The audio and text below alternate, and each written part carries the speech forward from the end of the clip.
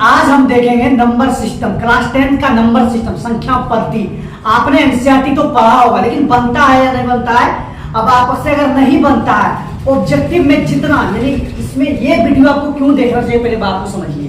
ये वीडियो आपको इसलिए देखना चाहिए क्योंकि ये नंबर सिस्टम पूरा, मतलब कि वास्तविक संख्या जो भी है, जितना है वास्तविक संख्या, संख्या पद्धति, जो भी संख्या है, जो भी सवाल होगा, ये सारा मिसलेनियस है। और मिसलेनियस से अगर आप बनाते हैं तो आपको एग्जाम से आपको ऐसा फील होगा कि डायरेक्ट एग्जाम से रिलेटेड क्वेश्चन है और डायरेक्ट एग्जाम में बैठ के बना रहे हैं। तो आप लगातार वीडियो में बने रहिए। अगर पढ़ लिए तो भी आपके लिए जरूरी है, नहीं पढ़े तो भी आपके लिए जरूरी है। लॉन्ग पढ़े तो अच्छी बात है, नहीं तो शॉर्ट तो यहाँ पे है ही।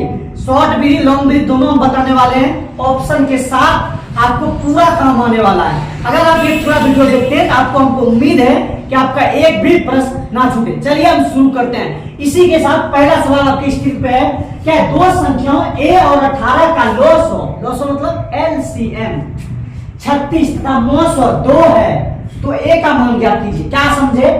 दो संख्या a, 18 ना, इसका एलसीएम दिया हुआ है। कितना दिया हुआ है एलसीएम? 36, यानी एलसीएम दिया हुआ है, एलसीएम बराबर 36 और एचसीएफ कितना दिया हुआ है? बराबर 2। निकालना क्या है? तो a का मान ज्ञात कीजिए। a के जगह पे क्या होगा? जिसका एलसीएम 36 और एचसीएफ 2। समझिए पहले बात को, क्या बोलना चाह रहे हैं। अब एक फार्मूला आपको पता होना चाहिए, और आपको पता भी होगा कि दो संख्याओं का गुणनफल बराबर होता है एलसीएम गुना एचसीएफ। आपको याद नहीं है तो याद कर लीजिए फॉर्मूला। दो संख्याओं का गुणनफल बराबर होता है एलसीएम गुना एचसीएफ। दो संख्याओं का गुणनफल बराबर होता है एलसीएम गुना एचसीएफ।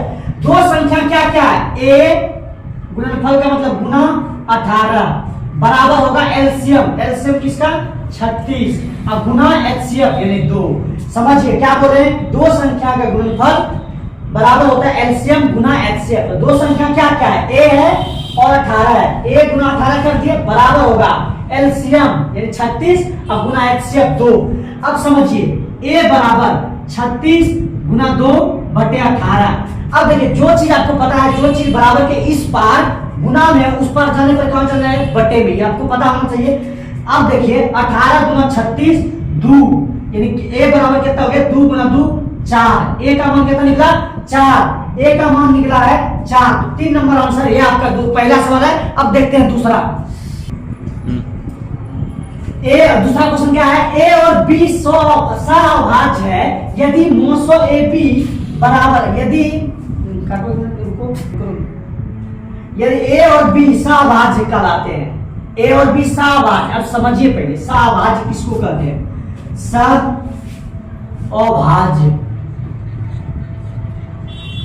सहभाज्य किसको कहते हैं समझिए पहले। अगर मान लिया जाए, आपसे पूछ लिया जाए कि 2 और 5 का एचसीएफ कितना होगा? 2 और 5 का एचसीएफ कितना होगा? एचसीएफ मतलब 900, महत्तम समवर्तक या हाईएस्ट कॉमन फैक्टर। अब 2 का और 5 का एचसीएफ निकाल दीजिए। 2 का 2 दूना 4, 2 दूना 4 बचा 1, 1 से भाग दीजिए 2 में, 2 एका 2। एचसीएफ कितना आता है? 1। यानी जो भी सहभाज्य है, कोई भी दो संख्या जो सहभाज्य है, उसका एचसीएफ कितना होगा? 1 होगा। तो बोल रहा है यदि ए और बी सहभाज्य कहलाते हैं, मान लीजिए ए और बी सहभाज्य है, तो उसका एचसीएफ कितना होगा? ये दोनों सहभाज्य था जी, इसका एचसीएफ कितना है? 1 आया, तो इसका भी एचसीएफ कितना होगा? 1 होगा। समझिए क्या बोलना चाह रहे हैं? जैसे 3 और 5 का एचसीएफ कितना होगा? 1 होगा, क्योंकि ये दोनों क्या है? सहभाज्य है। क्या है? सहभाज्य है। इसका एचसीएफ 1 है, वो क्या हो गया? सहभाज्य। तो ए और बी अगर सहभाज्य है तो ए बी 900 कितना? ए बी का 900 कितना होगा? 1 के बराबर होगा। 1 लिख दिए। चलिए तीसरा क्वेश्चन क्या है? दो लगातार सम संख्याओं का महत्तम समवर्तक होता है। महत्तम समवर्तक मतलब एचसीएफ। दो लगातार सम संख्या, लगातार सम संख्या होता है 2 4, लगातार है, 2 के बाद 4 होता है सम संख्या। ये दोनों का महत्तम कितना होगा? तो एचसीएफ निकाल दिए। 2 और 4, 2 दूना 4, एचसीएफ कितना हुआ? 2 हुआ। ये होता है एचसीएफ, ये वाला आगे वाला। तो आंसर इज 2। 3 नंबर क्या है? चौथा सवाल। 6, 8 और 22 के 900 और 900 का अनुपात है। इनमें से कौन है 900 और 900 का अनुपात? किसका किसका? 6 का, 8 का और 22 का। देखिए कैसे तोड़ेंगे। 2 दूना 2 तिया 6 हो गया, और 2 दूना 4, दूना 8, और 2 गुना 11। अब एचसीएफ अगर पूछा जाए तो इन तीनों में एचसीएफ क्या होगा बताइए। देखिए ये तीनों मिल गया, और किसी में मिल रहा है, ये तीनों सेम होना चाहिए। तीनों 3 को दिया है ना, तीनों में सेम होना चाहिए। 2 2 2। अब कहीं इसमें 2 है लेकिन इसमें है नहीं है, इसमें भी नहीं है। अगर तीनों में फिर से 2 मिल जाता तो एक और 2 हो जाता। तो एचसीएफ कितना हो गया, यहाँ पे जो मिला 2 मिला तीनों में तो एक 2 लिख दिए। अब फिर से 3 मिलता तो 3 लिखते, लेकिन कुछ नहीं मिला तो एचसीएफ कितना हो गया, 2 हो गया एचसीएफ। अब एलसीएम निकालेंगे। एलसीएम निकालने के बाद कौन कौन मिला पहले वो देखिए, ये मिल गया, लिख दिए एलसीएम में। अब एचसीएफ में जो नहीं मिला वो गुना कर देंगे। 3 नहीं मिला, और कौन नहीं मिला, 2 और 3 और 11, यानी 2 2 और 11 ना, ये नहीं मिला। अब इसको गुना कर दिए, 11 गुना 22 गुना 44, 44 गुना 3 गुना 6, 44 गुना 6 कितना हो गया, 6 चौक 24, 6 चौक 24 2 26, 6 चौक 24 का 4 बकिया 2, 6 चौक 24 2 26, 264, यानी 200 कितना हो गया, 64। ये उसका एलसीएम हो गया। क्या हो गया, एलसीएम हो गया।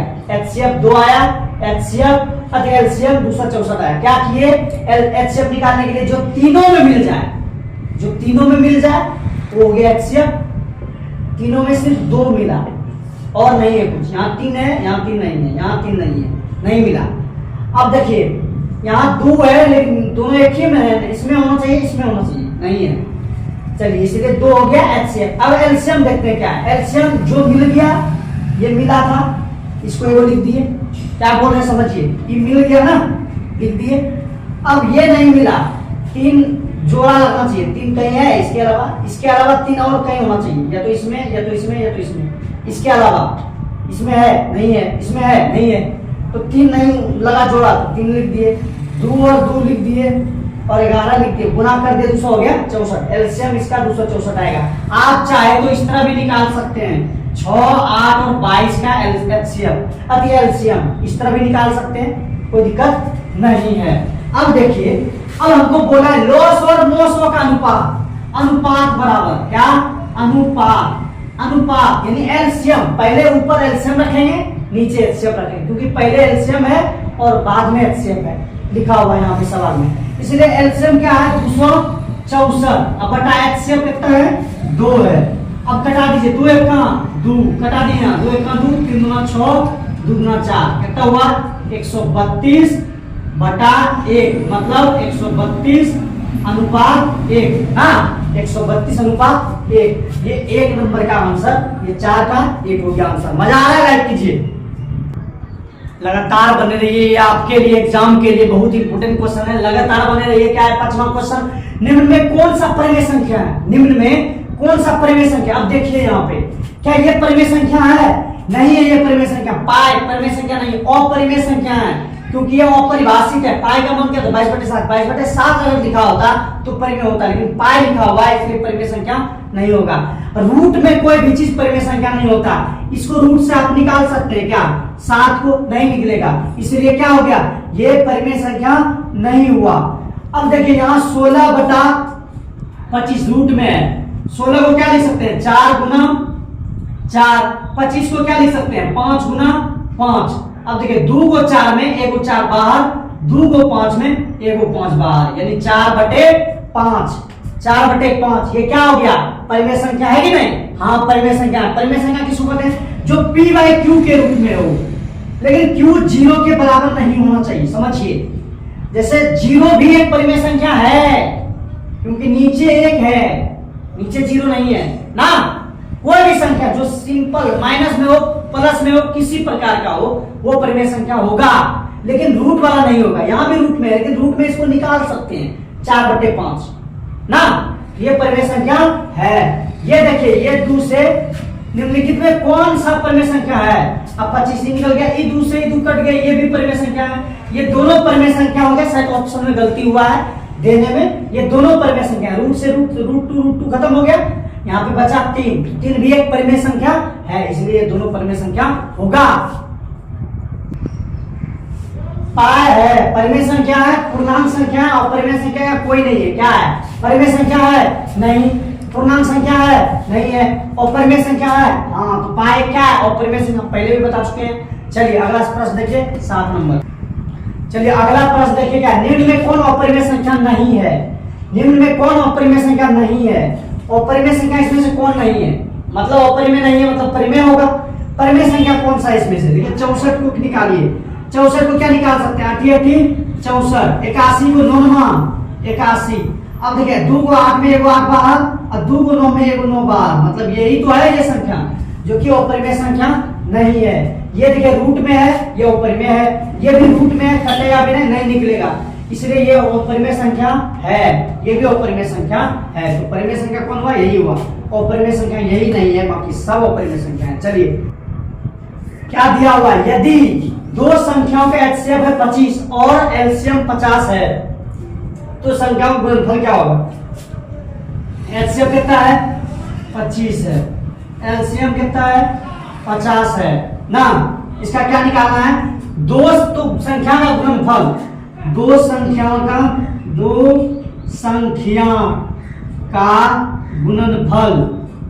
गुणनफल बराबर होता है एचसीएफ गुना एलसीएम। ये होता है फार्मूला होता है, दो संख्या का गुणनफल बराबर एचसीएफ गुना एलसीएम। तो संख्या का गुणनफल ही निकालना है, यही को इसी को तो निकालना है। दो संख्या का गुणनफल क्या होगा? एलसीएम गुना एचसीएफ कर दीजिए। एलसीएम कितना है? एचसीएफ कितना है? 25 और गुना एलसीएम कितना है? 50। 25 गुना 50 होता है 1250। कहाँ पे है ऑप्शन? 1150 1350 50 1250। 4 नंबर हो गया आंसर 8 का।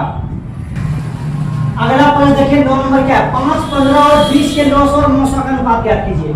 5 15 और 20 का 5 का निकालिए, 5 गुना 1 कर दीजिए 5 हो गया 15, 5 गुना 3 कर दीजिए 15 हो गया, 20 को 5 गुना 2 गुना 2 5 10 गुना 20। अब देखिए जो मिल गया तीनों में वो कहलाता है क्या? एचसीएफ, यानी 5 एचसीएफ कहला गया। एलसीएम क्या होगा? एलसीएम होगा जो मिल गया वो और जो बच गया वो वाला, यानी ये बच गया एक तो कुछ नहीं है 3 बच गया और 2 गुना 4 बच गया, 2 गुना 4 बच गया। देखिए ये दोनों नहीं मिला, सब में होना चाहिए, नहीं मिला तो जो मिल गया वो एचसीएफ, तीनों में जो मिल जाए वो एचसीएफ। तीनों में मिल गया 5 तो 5 क्या हो गया? एचसीएफ ना। अब जो नहीं मिला, 3 नहीं मिला था, यानी जो मिल गया एक बार वो लिख देंगे, यानी एचसीएफ लिख देंगे। अब गुना जो नहीं मिला, 3 नहीं मिला, 2 नहीं मिला और 2 नहीं मिला, ये हो गया इन तीनों का सबका गुना क्या हो जाएगा? एलसीएम। 5 या 15 30 गुना 60, यानी एचसीएफ 5 आया, एलसीएम 60। अब इसका लॉस और 900 का अनुपात, यानी लॉस अनुपात बराबर लिख देंगे यहाँ, अनुपात बराबर लॉस कितना है? लॉस यानी एलसीएम 60 है बटा एचसीएफ कितना है? 5 है, तो 5 एक 5 और 12 पंचे 60, यानी 12 बटा 1, यानी 12 अनुपात 1। कहाँ पे है?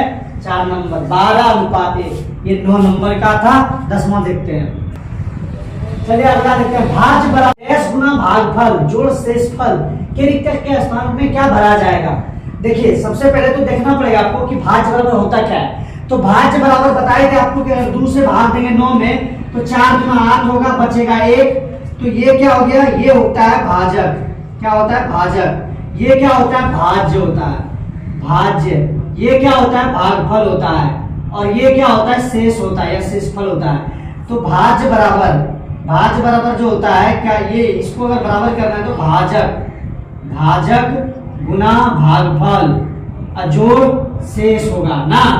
देखिए यहाँ पे अगर भाजक कितना होता है पूरा देखिए भाजक कितना है? 2 है, अब भागफल कितना है? 4 है, और शेषफल कितना है? 1 है, तो कितना हो गया? 9। भाजक 9 था कि नहीं? तो यानी भाजक गुना भागफल, भागफल दिया हुआ है तो गुना क्या होगा? भाजक। ऑप्शन में कहाँ है भाजक? ये है भाजक। 4 नंबर यहाँ क्या बनाएगा? भाजक। चलिए अगर इसी तरह का वीडियो देखना चाहते हैं इस चैनल को लाइक कीजिए, सब्सक्राइब कर लीजिए, और इसका पार्ट 2 बस मिलने वाला है आपको। पार्ट 2 देखिए इससे आगे देखने के लिए।